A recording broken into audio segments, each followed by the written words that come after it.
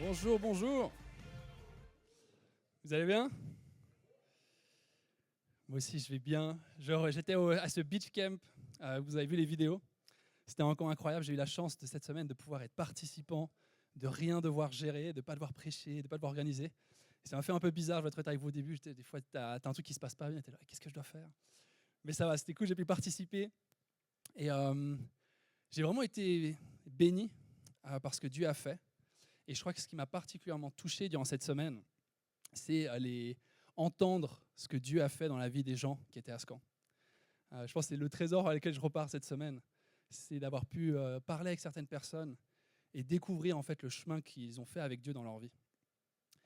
Et moi, alors, je suis né dans le christianisme. Je suis né avec Jésus. J'ai jamais connu autre chose que Jésus. Pour moi, dire que Jésus existe, c'est comme dire que le soleil est là. C'est une évidence totale. Et j'ai jamais remis ça en question dans ma vie. Même s'il y a des moments où je me suis éloigné, pour moi, Dieu il a toujours existé. Et du coup, c'était fascinant pour moi, et ça l'est à chaque fois, quand je rencontre quelqu'un qui dit « je ne connaissais pas Dieu ». J'étais athée, j'étais musulman, j'étais indifférent totalement à la foi, et j'ai rencontré Jésus. Et durant ce camp, il y avait 5, 6, 7 personnes qui, dans leur vie, ils ont rencontré le Seigneur. Et ils te parlent et disent « mais un jour, il est venu dans ma chambre. Jésus est rentré dans ma chambre. Et il m'a transformé, il m'a guéri de ma dépression, il m'a guéri de tous mes doutes, de toutes mes peurs. Et pendant 6 mois, plusieurs années, j'ai vécu seul ma foi avec Dieu. Et un jour, Dieu m'a dit, va à l'église. Et je suis arrivé à l'église et je suis arrivé chez vous. Et c'est un truc de malade. Et nous, avec le staff, on a souvent des gens qui viennent les dimanches ou qui nous envoient des emails genre, j'ai rencontré Dieu dans ma chambre, est-ce que vous pouvez me baptiser? Genre, oui, enfin, oui, bien sûr. Viens, on se rencontre, on discute. Et c'est un truc de malade. Dieu, il est en action. Dieu, il est à l'œuvre. Il va chercher ses enfants. Et moi, ce que ça me montrait cette semaine, c'est Dieu a tellement envie d'être proche de chacun d'entre vous, chacun d'entre nous. Il a un désir ardent pour rencontrer ses enfants. Et quand nous, on ne fait pas toujours ce qu'on devrait faire en tant que chrétien, de partager ce message, lui, il va le faire à notre place. Il va rejoindre les gens dans leur chambre. Il ne va pas se limiter à nous. Et ça m'a vraiment impacté. Et j'aimerais que vous sachiez, Dieu, il est en train de faire ça dans notre église. Il y a des gens qui se convertissent, qui rencontrent le Seigneur. Et moi, à chaque fois, ça me le fait, c'est genre, ah purée, il est vraiment réel, ce Dieu. Et je suis là, je suis pasteur, je devrais savoir, tu vois, qu'il est réel. C'est un peu mon travail. Mais ça me le refait à chaque fois. C'est pas juste moi. C'est pas juste un truc que j'ai appris depuis que je suis enfant.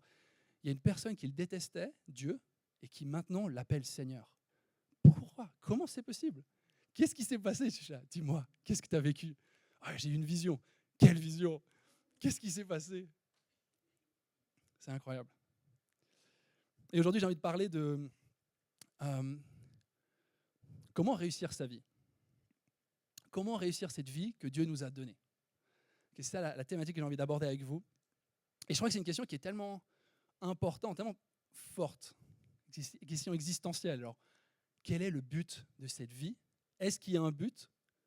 Comment savoir si j'ai réussi ce but? Qui peut dire si j'ai réussi? Comment faire? Et moi, je crois qu'il y a un sens à notre vie. Il y a beaucoup de gens qui essaient de dire c'est quoi le sens de cette vie. On entend sur les réseaux, on entend partout un peu, c'est comme ça que tu dois vivre ta vie. Non, c'est comme ça que tu dois vivre ta vie. Il y a tout plein d'avis. Et moi, ce que j'avais envie de faire aujourd'hui, c'est, avant de trouver un but à ma vie personnelle, à ta vie personnelle, j'aimerais savoir, c'est quoi le but de Dieu pour l'humanité? Quand Jésus il a fait l'humanité, c'est quoi son projet?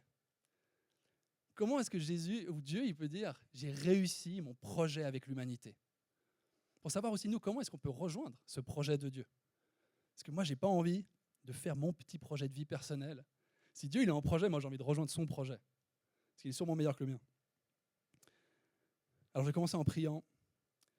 Et après, Seigneur Jésus, merci pour ce temps qu'on a d'être autour de ta parole, d'être tous ensemble et de venir humblement et dire, mais Seigneur, viens te révéler à nous, viens nous parler. Révèle-toi à nous, Père. Je prie qu'on ne soit pas comme des robots qui traversons cette vie en faisant des choses de manière automatique, sans réfléchir, mais qu'on puisse se poser ces questions. Pourquoi je suis là? Quel est le but de ma vie? Qu'est-ce que tu veux pour ma vie, Seigneur? Viens me rejoindre. Est-ce que ça a un sens ou non? et qu'on puisse repartir, Seigneur, de ce dimanche avec des réponses concrètes pour la suite. Viens nous bénir, Seigneur, viens te révéler à nous, en ton puissant nom. Amen. Alors, si vous avez votre Bible, vous pouvez aller en Ésaïe 25, versets 6 à 9. Ça sera à l'écran aussi. Dans ce passage, c'est le prophète Ésaïe qui va donner une prophétie du projet que Dieu il a pour l'humanité. Alors, je vais lire. Sur cette montagne, l'Éternel, le Maître de l'univers, prépare pour tous les peuples un festin de plats succulents. Un festin de bon vin, de plats succulents, plein de moelle, de bon vin clarifié. Sur cette montagne, il détruira le voile qui est tendu sur tous les peuples, la couverture qui est déployée sur toutes les nations. Il engloutira la mort pour toujours. Le Seigneur l'Éternel essuiera les larmes de tous les visages. Il fera disparaître de la terre la honte de son peuple. Oui, l'Éternel l'a décrété. On dira ce jour-là, voici notre Dieu, celui en qui nous avons espéré et qui nous sauve. C'est l'Éternel, c'est en lui que nous avons espéré. Soyons dans l'allégresse et réjouissons-nous de son salut. Dans ce passage, on découvre qui est Dieu. Et on découvre ce que Dieu il a envie. Et moi, j'aime bien voir ce passage comme Dieu, en fait, il est en train d'être vulnérable avec toi et moi. Tu as déjà été dans une relation avec une personne très proche et tu lui exposes quels sont tes besoins, quelles sont tes envies, qu'est-ce que tu désires vraiment. Des fois, c'est challengeant de dire « je veux ça de cette relation » parce que tu as peur d'être rejeté. Et Dieu, dans ce passage-là, c'est ce qu'il est en train de faire. Il est en train de s'exposer, il est en train de dire « moi, ce que je désire, moi, Dieu, ce que je désire par-dessus tout, c'est que toutes les nations soient réunis auprès de moi. C'est que tous les êtres humains soient réunis autour d'un grand repas. Et dans ce repas, moi, je vais préparer des mets succulents. Il dit même 2 fois succulents. Il va préparer de la moelle. J'aime pas trop ça, mais il y en a sûrement pour tout le monde. De la moelle, du vin clarifié. Il va préparer un énorme festin parce que Dieu, il aime faire la fête. Il aime avoir tous ses enfants autour de lui. Il aime être réunis ensemble. Ça, c'est ce que Dieu, il aimerait pour toi et pour moi. Il veut nous réunir, être une grande famille. Et il dit que quand je vais faire ça, je vais m'opposer aux ennemis de l'humanité. Je vais détruire la mort, l'engloutir. Ce qui détruit l'humanité depuis tout dans la mort, qui nous sépare, je vais l'engloutir. Et ce voile qui est sur l'humanité, qui n'arrive pas à se voir les uns les autres pour qui on est vraiment, des enfants de Dieu, on n'arrive pas à voir qui est Dieu, il va l'enlever. Et viendra ce jour où on sera devant Dieu, dans la paix, dans l'amour, et quand les nations se rassembleront, elles ne se feront plus la guerre, elles seront unies en un nom, Jésus-Christ. Et il continue, il ne s'arrête pas là, il dit, ce que j'aimerais aussi, c'est essuyer les larmes de mes enfants. J'aimerais vous consoler, mes enfants, parce que je sais la souffrance que vous avez vécue, je sais le mal qui règne. Et mon désir, c'est qu'à la fin, je puisse vous conforter, réconforter. Essuyer cette souffrance, même vous laver de cette honte. La honte que tu as sur ta vie, j'aimerais te l'enlever. J'aimerais l'essuyer, la nettoyer. Tu n'as plus besoin de l'avoir. Et ce jour-là, vous serez dans l'allégresse.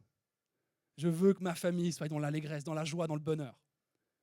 Ça, c'est le projet du Dieu de l'humanité. C'est un sacré projet. C'est un sacré but. Moi, je crois qu'il va réussir à le faire. Je crois qu'il a déjà commencé à le faire. Et on va voir un peu. Du temps de Jésus, il va dans une situation, Jésus il va reparler de cette situation, de cette prophétie. Jésus il se retrouve dans un repas avec plein de pharisiens. Alors si tu connais Jésus, tu sais qu'il va se passer quelque chose là. Parce que Jésus et les pharisiens, c'est comme l'eau et l'huile, ça ne se mélange pas très bien. D'accord ? Souvent Jésus, s'il y a quelqu'un qui l'aimait confronter, c'était les pharisiens. Les pharisiens, c'était l'élite spirituelle. C'était un peu les chefs de la loi, ceux qui connaissent Dieu, ceux que tout le monde honore. Ça, c'est un peu les pharisiens. C'était des hommes pieux, souvent. Mais ça clashait avec Jésus, parce que souvent, ils n'arrivaient pas à voir Jésus pour qui il était vraiment. Alors, Jésus, il a une fête. Et cette fête, elle est... Comment dire ? Le passage, c'est un chapitre, c'est une fête. Et en une fête, Jésus, il a déjà 3 embrouilles. Donc, ça fait beaucoup d'embrouilles. D'accord, pour une fête. Il s'embrouille 3 fois avec des personnes. Et là, on arrive à un moment où il y a un des pharisiens qui va faire référence à cette prophétie que j'ai juste lue. À la fin des temps, il y aura un grand repas. Et il va dire à Jésus, Jésus, heureux celui qui prendra son repas auprès dans le royaume de Dieu. Il dit, regarde comme on est bien entre nous. Là, c'est tous les pharisiens ensemble. Il faut imaginer un peu tous ces gens un peu huppés, tu vois, genre, regardez, nous sommes ensemble. Ici, là, c'est le royaume de Dieu. Il est déjà là. Jésus, tu ne le vois pas? Regarde, ça, c'est le royaume de Dieu. Heureux sommes-nous. Et Jésus, c'est la phrase qu'il attend, parce qu'il veut répondre tout d'un coup. Lui percute, il arrive là de Jésus. Et tu sais, quand Jésus il répond, souvent, c'est avec une histoire qu'on ne comprend pas trop. Jésus va répondre à ce pharisien. Et il va dire cette histoire. Jésus lui répondit, un homme organisa un grand festin et invita beaucoup de gens. À l'heure du festin, il envoya son serviteur dire aux invités, venez, car tout est déjà prêt. Mais tous, sans exception, se mirent à s'excuser. Le premier lui dit, j'ai acheté un champ et je suis obligé d'aller le voir. Excuse-moi, je t'en prie. Un autre dit, j'ai acheté 5 paires de bœufs et je vais les essayer. Excuse-moi, je t'en prie. Un autre dit, je viens de me marier.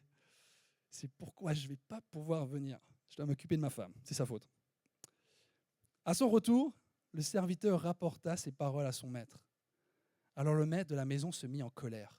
Il dit à son serviteur, va vite sur les places et dans les rues de la ville et amène ici les pauvres, les estropiés, les aveugles et les boiteux. Le serviteur dit, maître, ce que tu as ordonné a été fait et il reste encore de la place. Le maître dit alors au serviteur, va sur les chemins et le long des haies et ceux que tu trouveras, oblige-les à rentrer afin que ma maison soit remplie. En effet, je vous le dis, aucun de ces hommes qui avaient été invités ne goûtera à mon festin. Okay, qu'est-ce que cette parabole veut dire?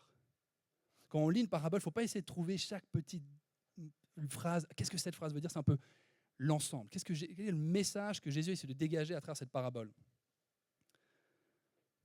Alors on voit quelque chose d'important de juste d'avoir comme contexte. L'époque de Jésus, c'est une culture qui est comme un peu au Moyen-Orient actuellement, c'est très sur l'honneur et la honte. C'est une communauté très collective. Et du coup, ce que tu veux dans cette culture, c'est d'avoir une bonne réputation. Tu veux être bien vu par les autres. On n'est pas individualiste comme ici où chacun fait ce qu'il veut. Non, on veut être bien vu. Et on veut participer à ce qui se passe dans la sphère sociale. On veut un bon statut. Et le pire des choses qui peut t'arriver, c'est la honte. D'être humilié, c'est la pire des choses qui peut t'arriver, d'être exposé.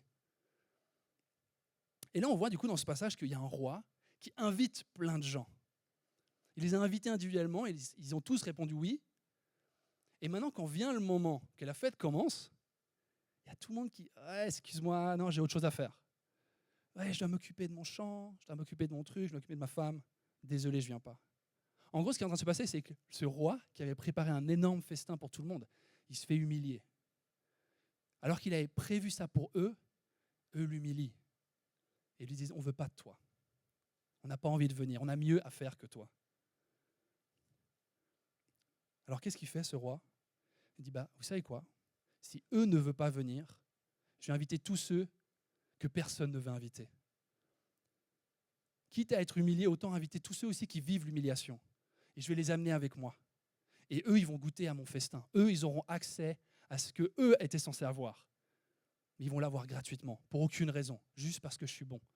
Invite les boiteux, invite les aveugles, invite les pêcheurs, invite les malades. Tout le monde, ramenez-les. Il y a encore de la place? Va chercher ce gars au bout de la rue, là. Le gars qui traîne, la fille là, qui est là. Ramène-les tous. Je veux un grand festin. J'aimerais que ma maison, il y ait le plus de gens possible dedans. Je ne veux pas qu'elle soit vide, parce que j'ai préparé un grand repas. Et je veux que mes enfants soient avec moi.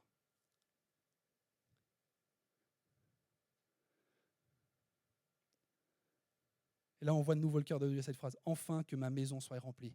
Ce grand festin que Dieu il organise. Tu sens le cœur de Dieu là derrière ça. Oh, j'ai tellement envie d'être avec les gens, mes enfants. Alors Jésus, il dit ça dans le contexte. On est d'accord, il y a cette fête avec ces pharisiens. Ils se croient au top de leur vie. Ils se croient là, on a tout compris, nous. Nous, on est là où ça se passe. Et Jésus leur dit, moi, c'est vrai que j'organise une fête. En fait, l'organisation de cette fête, c'est moi. Cette fête que tu proclames, qui va arriver, en fait, c'est moi qui invite des gens. C'est moi ce roi-là. Et je ne suis pas sûr si toi, tu vas vouloir rentrer dans ma fête. Moi, je suis là tous les jours sur cette terre. Et à chaque fois, vous me rejetez.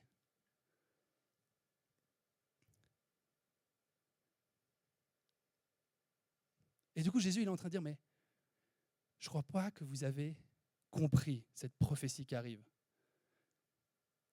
Je suis ce roi qui est là. Mais je ne suis pas de la manière dont vous pensez.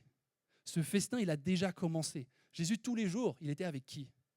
Il était avec les malades, il était avec les estropiés, il était avec les pécheurs. Et ces pharisiens-là, ils ne voulaient pas s'approcher de lui. Ils disaient, non, non, non, nous, on veut être entre nous. C'est ici que ça se passe, c'est là où on est. Nous, on est bien ici, on ne veut pas se mélanger. Et Jésus dit, non, non, moi, je veux une fête avec tout le monde. Et si vous ne voulez pas rejoindre, ben, ok. Mais vous allez manquer la fête. Et Jésus, ce qu'il est en train de faire, c'est qu'il est en train d'exposer notre système de valeurs. Qu'est-ce qui a vraiment de la valeur pour nous? Est-ce que c'est le statut?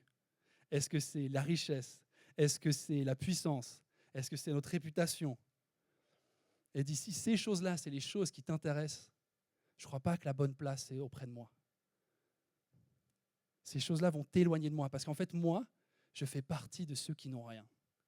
Je suis un roi qui est venu comme un serviteur. Je suis un roi qui a été humilié, qui a été mis à nu devant tout le monde. Je ne suis pas un roi qui vient et qui est tout classe, tout beau gosse et qui est puissant. Je suis venu humblement.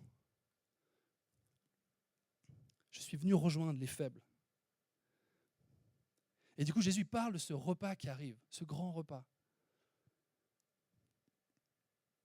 Mais le twist de cette histoire, c'est ceux qu'on croit qui seront à ce repas n'y seront pas. Et ceux auxquels on ne s'attend pas qu'ils y seraient, ils seront. Ouais, les verbes là, désolé, je me suis un peu emmêlé. Conjugaison. Et ce que j'aime beaucoup dans ce passage, c'est qui l'invite, au final. C'est ceux qui n'ont rien à donner.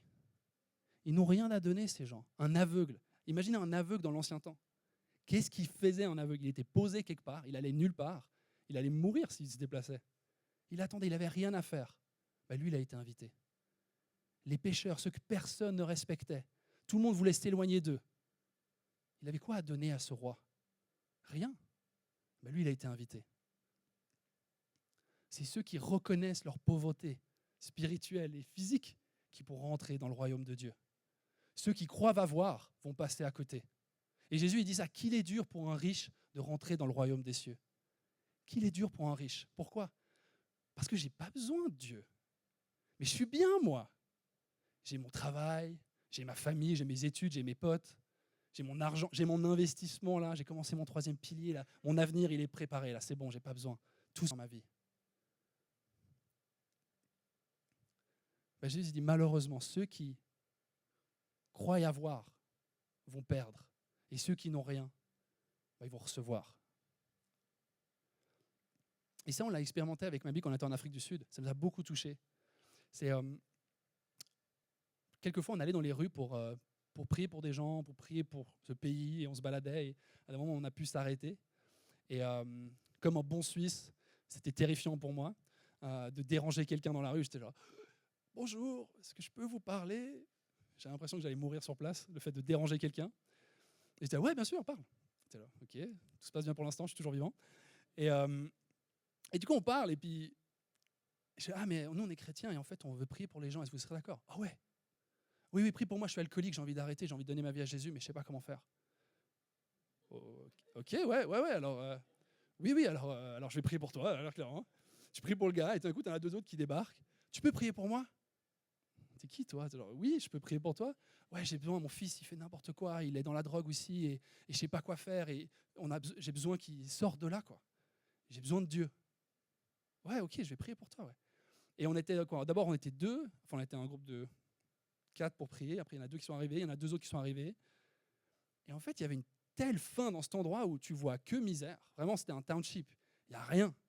Il n'y a que de la pauvreté, tout le monde est alcoolisé, tout le monde genre, est au chômage, 20% de la population a le sida, tout le monde est déscolarisé, 70% de chômage, c'est catastrophique. Et pourtant, tu allais vers eux, tu disais, est-ce que je peux prier pour toi? Oui, s'il te plaît, j'ai besoin de Dieu. Il y avait une telle soif. Et moi, je vois ça, et je pense à ce passage. Bah ouais, eux, ils vont recevoir.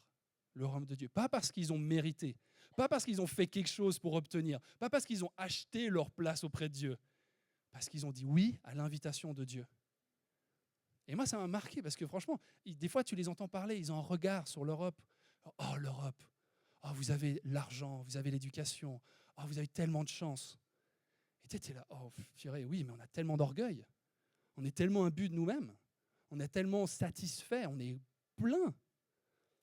Est-ce que moi, des fois, je suis là, mais est-ce que je cherche vraiment Dieu? Eux, je les vois chercher Dieu, ils n'ont rien d'autre que Dieu, ils s'accrochent à Dieu. Et je suis là, eux, ils vont hériter de ça. Parce qu'ils ont vu une main étendue, ils l'ont accepté. Et moi, ça m'a challengé. C'est quoi mes priorités dans ma vie?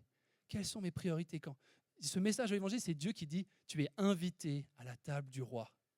Est-ce que tu veux venir? Et c'est un message pour la fin des temps où, purée, à la fin des temps, il y aura un moment où je pourrai être avec Dieu, incroyable pour l'éternité. Mais c'est aussi sur cette vie. Dieu t'invite quotidiennement à être en relation avec lui. Il veut être avec toi.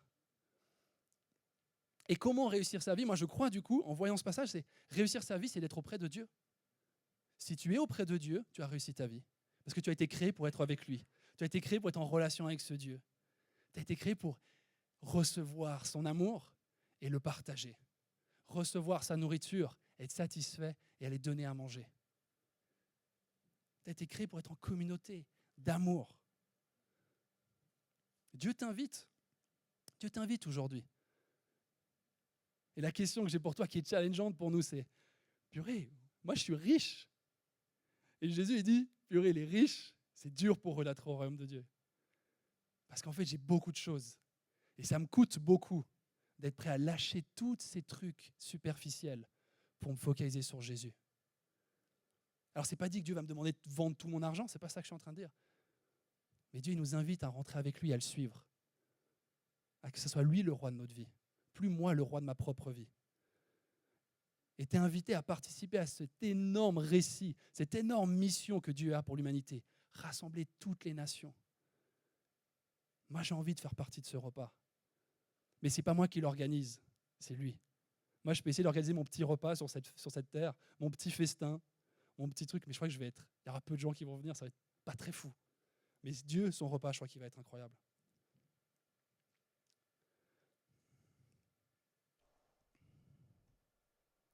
Alors, il en est où ton cœur quand tu entends Dieu qui te dit « J'ai qu'une seule envie, c'est d'être réuni avec toi.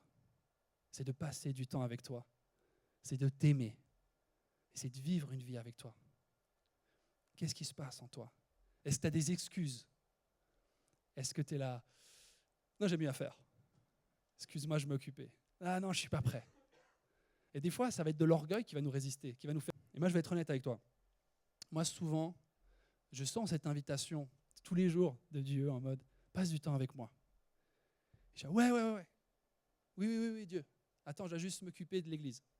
Attends, je dois juste m'occuper de ce message que je dois faire. Attends, je dois juste m'occuper de ma scolarité. Attends, je dois juste m'occuper de cet avenir-là, il faut que je planifie et tout. » Et en fait, derrière ça, il y a quoi? Il y a de la peur. En fait, moi, des fois, j'ai peur de me retrouver seul dans ma chambre avec Dieu.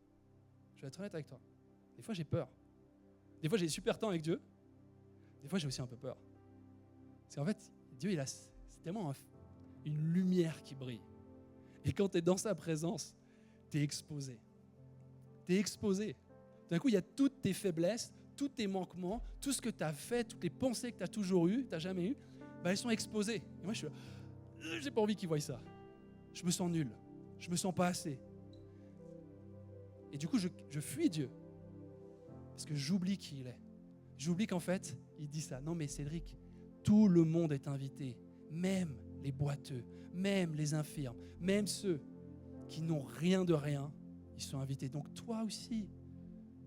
Et je dis pas du tout que je suis mieux qu'un boiteux, c'est pas ça que je suis en train de dire. C'est plutôt dire, il n'y a rien que je dois faire pour être accepté dans sa présence.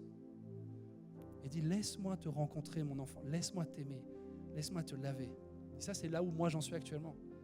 Je dois me rappeler que Dieu n'est pas un Dieu dur, un Dieu qui juge, un Dieu qui est exigeant, mais un Dieu invitant, qui m'invite à être dans sa présence tous les jours. Un Hébreu, c'est un de mes passages préférés dans la Bible qui dit aussi longtemps qu'on pourra dire aujourd'hui. Attends, je l'ai plus en C'est mon préféré, hein, mais je vais le paraphraser. Okay. Aussi longtemps que tu pourras dire aujourd'hui, n'endurcis pas ton cœur. Voilà, exact. Merci ma femme. Aussi longtemps qu'on pourra dire aujourd'hui, n'endurcis pas ton cœur. Laisse ton cœur être tendre. Aujourd'hui est le jour du salut. Aujourd'hui pour toi est le jour du salut. Aujourd'hui, si tu entends cette invitation de Dieu, n'endurcis pas ton cœur. Ouvre-le. Dis Seigneur, je suis là comme je suis. Peut-être nul comme je suis. Peut-être pécheur comme je suis. Ou peut-être hyper en ayant accompli plein de choses.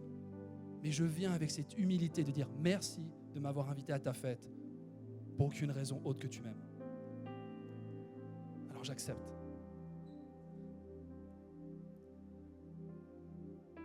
Alors aujourd'hui, n'endurcis pas ton cœur. Quelles sont tes priorités dans ta vie? Où est-ce que tu en es?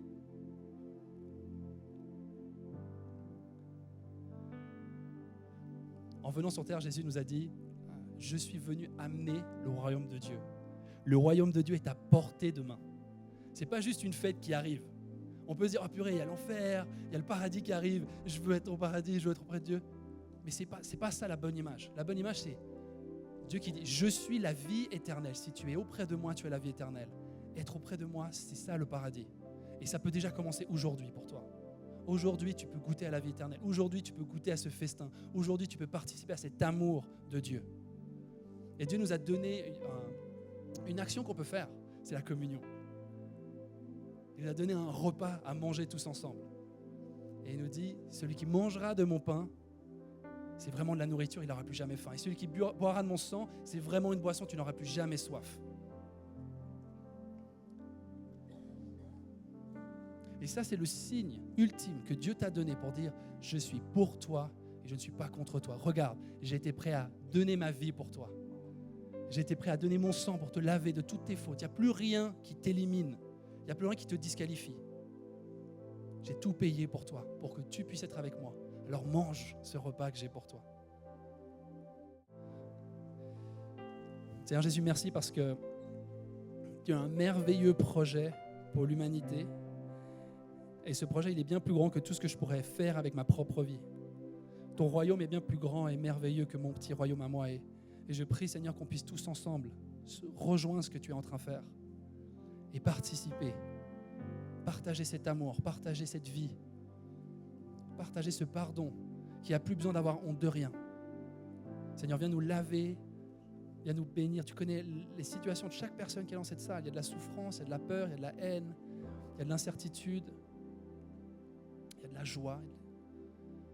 Viens nous rejoindre, Jésus. Tu es vivant et tu l'as fait dans la vie des gens au camp. Et je prie que tu puisses le faire ici ce matin et cette semaine dans nos vies. Seigneur, qu'on soit tous une communauté qui ne soit pas des robots. On ne vit pas au pilote automatique. Mais chaque jour, on se lève en sachant que ma vie a un sens. C'est de passer du temps avec mon roi, d'être aimé. En ton puissant nom, Seigneur. Amen.